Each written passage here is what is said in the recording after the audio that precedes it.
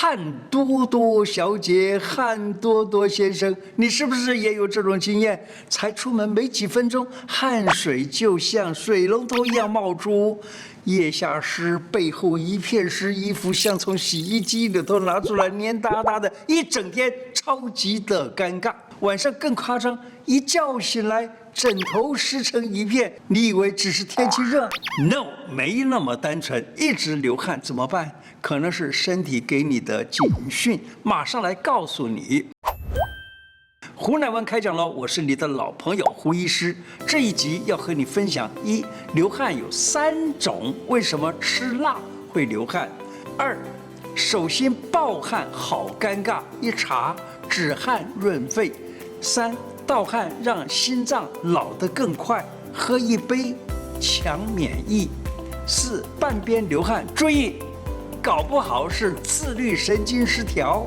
5、不出汗又爱吃冰品，小心寒邪入侵。流汗有3种，为什么吃辣会流汗？你有这些流汗的经验吗？帮自己画得美美的，要去约会，一出门晒到了太阳，汗就像瀑布一样的那么狂流，妆都快花了。每次搭公车都很怕自己腋下飘出异味，尴尬的想找个地洞去钻。流汗分成3种情况，第一种正常出汗，这是身体的自然散热机制；二，异常出汗。手心、脚心、腋下出汗，可能和身体的状况有关。第3种，药物性出汗，像是吃了桂枝汤会让人出汗。我们这一集主要是聊聊前面这2种。当你在运动过后，天气热或紧张的时候，身体会自动出汗来降温。还有一种情况，就是吃某些食物的时候会让你暴汗。小编，你知道是什么原因吗？吃辣的时候吗 ？Bingo， 辣椒的辣味，中医称之为辛味儿。它的特性就是辛者能散能润能恒行，它有散热的那种功能，它能刺激身体的周边血管扩张，这样就会促使汗水流出来。辣椒里头的成分不但能够散热，还能加速血液循环，这就是为什么吃辣的时候你身体会发热出汗。难怪我每次吃麻辣锅，额头、鼻子都先出汗。这是正常的生理反应，帮助调节体温，不用担心。第2种是异常出汗，像手心、脚心、腋下，动不动就湿成一片，可能代表身体已经出现状况喽。胡医师，流汗就算是排毒吗？流汗不完全是排毒，流汗主要的功能就是帮助你的身体散热、调节体温。尤其是在运动或天气热的时候，虽然汗水中有一部分的少量的那个废物，像是钠呀、尿素等等的，但真正负责排毒的是肝脏和肾脏，不是汗腺。所以流汗呢，不等于完全的排毒。手心、腋下狂冒汗，一查止汗润肺。小编说他每次上台简报，紧张到手心都开始狂冒汗。上周遇到客户想握手，只好偷偷的先擦干这个手掌，不然真的太糗了。我们来谈一谈手心、脚心、腋下这3个部位出汗到底是怎么回事儿。第一种，手心、脚心狂冒汗，为什么手脚会出汗？《伤寒明理论》里头提到，手足无汗出者，为热聚于胃，是津液之庞达也。手脚总是冒汗，是因为热气积聚在脾胃，导致了津液无法正常分泌。那脾胃积的热呢，最大元凶是什么呢？冰凉、油腻、重口味这3种食物，你一到夏天就开始冰可乐、冰淇淋、剉冰，通通都来。每个礼拜都要吃那么一次炸鸡、薯条，这些冰冷或油炸，这些食物让你的脾胃过度的不是冷就是热，从而导致你手脚不断的出汗呐。如何改善手脚出汗？中医有一种天然止汗的法宝，龙骨、牡蛎和糯米这3种药物，把它给打成粉，放在粉扑里头来扑一扑你的手脚心，那个汗水可以止住哦。那粉丝们去中药店能买到它们吗？放心，这些药材中药店都有，请老板帮你每个药材都拿1两的分量，龙骨、牡蛎、糯米，把它们都磨成粉，分成3、4包。出门前在手心、脚心，甚至腋下都可以。龙骨收敛汗腺，牡蛎减少异常的出汗，糯米呢又健脾又止汗。第2种，腋下味道超浓，一举手让同事们都倒退3步。中医看来，腋下是心经经过的地方，心火旺，交感神经亢奋，就会让腋下成为汗水制造机。要摆脱这个狐臭味啊，有2个办法。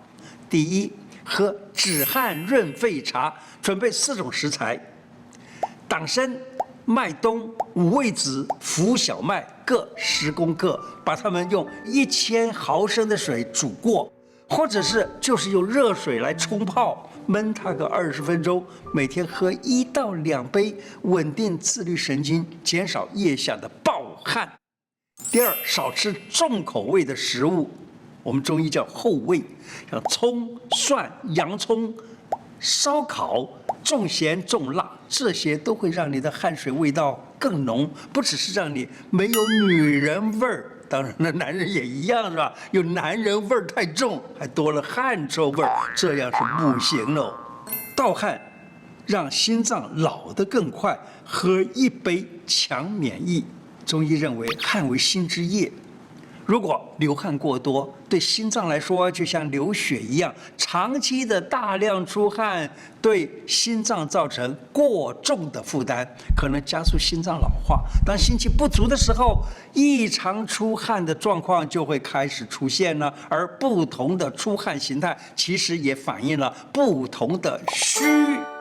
中医把汗分成2种，一种叫做自汗，一种叫做盗汗。自汗什么意思呢？就是醒着的时候，不管是白天或晚上，醒着的时候出汗，这就叫做自汗。尤其是他还会感到一点点寒冷，叫做阳气不足，或者叫阳虚，汗水出来还会怕冷。这类情况需要补阳虚来强身调理气血。这种自汗的情况很复杂，建议找中医师诊断调理会更有效。再来讲盗汗，盗汗就是什么呢？很多妈妈都说，我晚上睡了一半就出冷汗，醒来的时候又没了，枕头常常一下子就湿了一大片，这就是典型的盗汗，是睡着了出汗这种情况。而这种情况呢，多半跟阴虚有关。当身体的滋养调节的能力变差了，体温的控制失常了，就会在睡觉的时候自发性的这样流汗。